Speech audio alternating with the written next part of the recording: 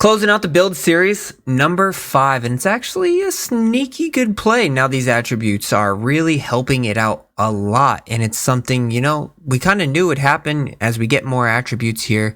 It's going to balance out some of these builds. It's going to make them all blend more close together. It's going to make certain archetypes more playable compared to others. We saw that from the very beginning. We had Technician was the primary. I think Magician is changing, or Sculptor, and as you're seeing more separation now that we have these fittings. All the builds are kind of blending together though, either way. Today's the Powerhouse, the final build, and I have it ranked 5th. But today, it'll be a little surprising depending on who you are. Don't forget to like, subscribe.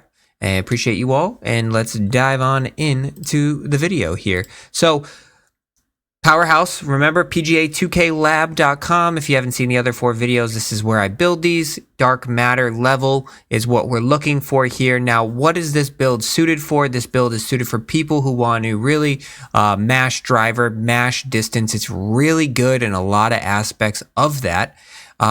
If you are somebody who can hit your marks consistently in that 85 range, like 85 to 88 range, this build is perfect for you. It's really balanced across the board if you can do that. If you are somebody who seriously struggles with the correction swing of a lower correction swing, and you can't hit your points at the 95, you need it at like the 95 level, then that's probably something for you. But this build, this Powerhouse build, is going to get you a lot of 99 power stuff. So it's really good across the board. How we're going to set it up, we're only applying 1 point to power. So you're going to have a 76 power.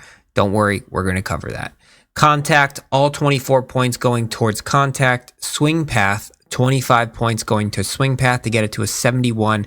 This used to be, the bugaboo, the negative of this build is the low contact, the low swing path. The only way to make it playable was to add, play it at it in the 70s range for swing path and contact, which really is not playable at a highly competitive, difficult level.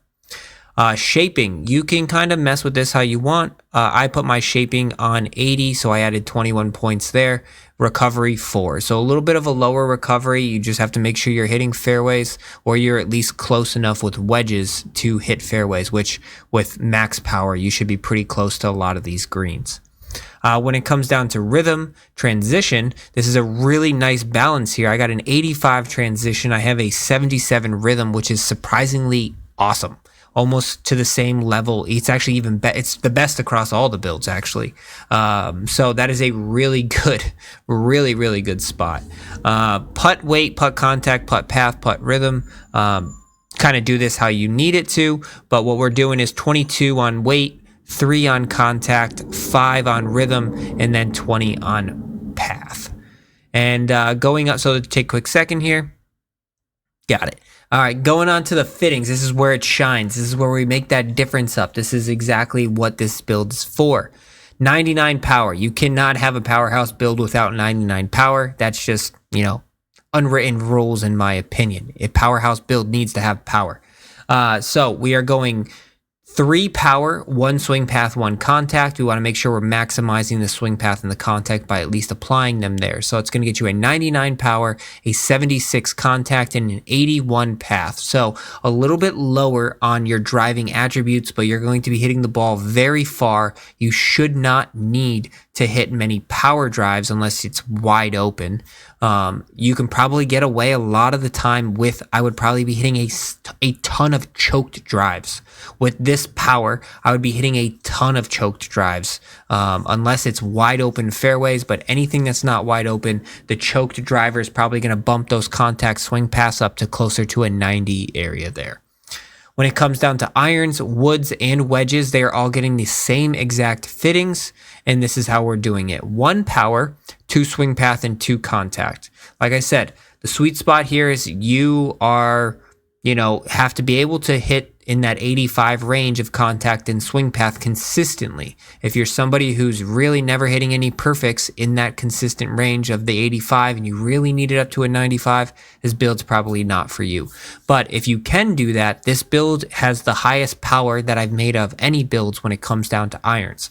An 86 power is going to get you some serious stopping power around the greens. You're going to be hitting at least 1 to 2 clubs less than every single buddy else out there, unless they've maxed out their power on, across the board.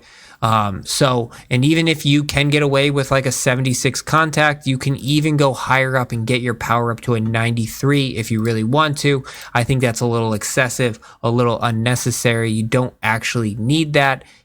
And if you're struggling with contact, you can go in the opposite direction. You can get rid of this power. You can go all the way down and get an 89, 88, but that just takes away from the build, in my opinion. So I'd go with these: 1 power, 2 contact, 2 swing path for each. Maybe around the wedges, you don't need the extra power. You can probably go with an extra contact there, round it back up to an 88. So I would maybe differ in that area depending on what you need. When it comes down to the putter, like I always, you got to maximize these fittings. 1 path, 1 contact, 1 swing path, or 1 rhythm. Gets you an 85 weight, a 61 contact, a 70 rhythm, and a 74 path. So pretty similar to a lot of the other builds out there outside of the greenskeeper. So you're not lagging behind in that category. So this is a surprisingly good build. I would actually put this in a combo tie with... I would actually, in my opinion, the sculptor, the greenskeeper, and the powerhouse, they're all kind of like 3A, B, and C, or 3A, they're all kind of like in that same tier. I feel like the magician is just up here. The technician is actually getting closer to that third column, because outside of 95 swing path, which in all honesty, everybody has 95 swing path in most builds these days. So I might be re-ranking these. And Powerhouse is definitely climbing the charts. It used to be completely non-competitive for me.